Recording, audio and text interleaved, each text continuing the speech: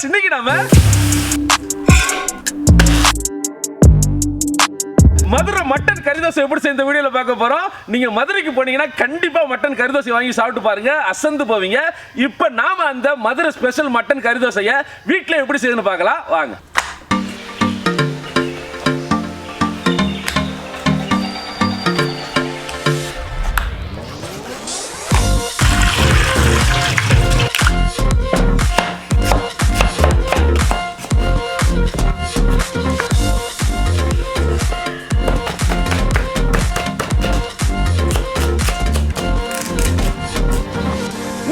அரை kilo boneless mutton 8 முட்டையில தான் இந்த கறி தோசையை செய்ய போறோம். இதுல 8 தோசை செய்யலாம்.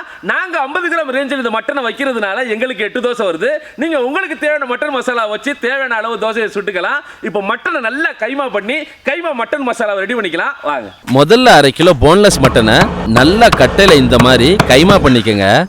ஒரு பாத்திரத்தை வச்சுக்கலாம். அலையாத்தி மரச்சக்கல ஆட்டின சுத்தமான கடலெண்ணெய் 100 ml. எண்ணெய் சூடானதும் சிறிதளவு கருவேப்பிலை, கையோட பெரிய வெங்காயம் 400 கிராம்,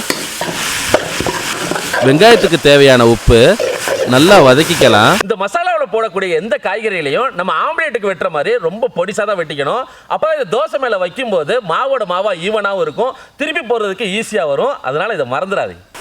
வெங்காயம் இந்த மாதிரி வதங்கணும். இப்ப இஞ்சி பூண்டு பேஸ்ட் 2 டேபிள் ஸ்பூன், ஒரு கிளறிக்கலாம். அடுத்து 2 பச்சை மிளகாய், 200 கிராம் தக்காளி. தக்காளி நல்லா வதங்கட்டும். இந்த இடத்துல கைமா பண்ண மட்டனை போட்டுக்கலாம். ஒரு கிளறிக்கங்க. இப்ப மிளகாய் தூள் 1 டேபிள் ஸ்பூன், மஞ்சள் தூள் 1/2 டேபிள் ஸ்பூன், அடுத்து ஜீரகத்தூள் 1 table spoon, mutton masala 2 table spoon. நல்லா கிளறிக்கலாம். ஒரு 2 கிளாஸ் தண்ணி ஊத்திக்கங்க. இந்த இடத்துல தேவைப்பட்டா தேவையான உப்பு போட்டுக்கங்க. மட்டன் நல்லா வேகட்டும். வீட்டுல டெய்லியும் சாதாரண தோசை இட்லி சாப்பிட்டு சலிச்சு போயிருக்கும். அதுல சண்டே அன்னைக்கு இந்த மாதிரி கறி தோசையை செஞ்சு சாப்பிட்டு பாருங்க, உங்களுக்கு ரொம்ப பிடிக்கும். சாதாரண தோசை 3 சாப்பிட்றவங்களா இருந்தா இந்த கறி தோசை 1 சாப்பிட்டாலே போதும், வயிறு கம்முன்னு இருக்கும். அதில் கண்டிப்பா இதை உங்க வீட்டில் ட்ரை பண்ணி பாருங்க. மட்டன் நல்லா வெந்துருச்சு. இப்ப கரம் மசாலா 1/2 டேபிள் ஸ்பூன், மிளகுத்தூள் 1 டேபிள் ஸ்பூன் போட்டு நல்லா கிளறிக்கலாம். கடைசியா மல்லித்தலை சிறிதளவு தூவி இறக்கிக்கங்க. அவ்வளவுதான், மட்டன் கைமா மசாலா ரெடி. மட்டன் கைமா மசாலா ரெடி ஆயிடுச்சு. இப்போ அடுத்து நம்ம மட்டன் கறி தோசையை செஞ்சிடலாம். ஒரு தோசைக்கு ஒரு முட்டையை உடைச்சு ஊற்றி முட்டைக்கு தேவையான உப்பு, சிறிதளவு மிளகுத்தூள் போட்டு கலக்கி வச்சுக்கலாம். தோசைக்கல்லை எடுத்துக்கங்க. கல்லில் தண்ணி தெளித்து தொடச்சிக்கணும். ஒரு தோசைக்கு தேவையான மாவை எடுத்து கல்லில் ஊற்றிக்கலாம். அடுப்பு சிம்மிலேயே இருக்கட்டும். சுற்றியும் மேலேயும் சிறிதளவு அலையாத்தி கடலெண்ணெயை ஊற்றிக்கலாம். இப்போ தோசைக்கு மேலே அடித்து வச்ச முட்டை, அதுக்கு மேலே ஓரளவு கைமா மசாலா, மேலே கொஞ்சமாக மல்லித்தலையை தூவிக்கலாம். இந்த ப்ராசஸ்லாம் செய்யும் போது அடுப்பை சிம்மில் வச்சுக்கோங்க.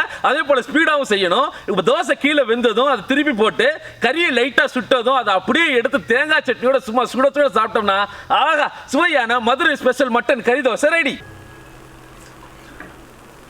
இப்போ கீழே வெந்திருக்கும், அப்படியே பிரட்டிக்கலாம்.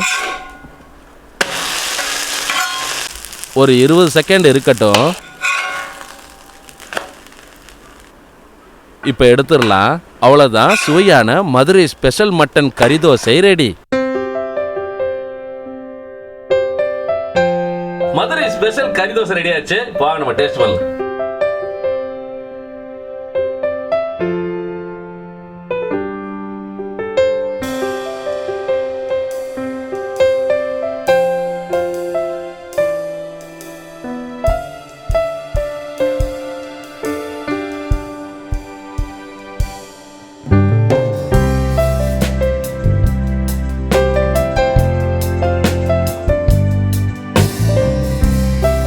கறி தோசை நீங்களும் கண்டிப்பா செஞ்சு பார்க்கணும். அப்படி ஒரு டேஸ்ட்ல இருக்கு, மிஸ் பண்ணிடாதீங்க. இந்த வீடியோ பிடிச்சதை லைக் பண்ணுங்க, ஃப்ரெண்டோட ஷேர் பண்ணுங்க, மறக்காம இதை ஃபாலோ பண்ணுங்க.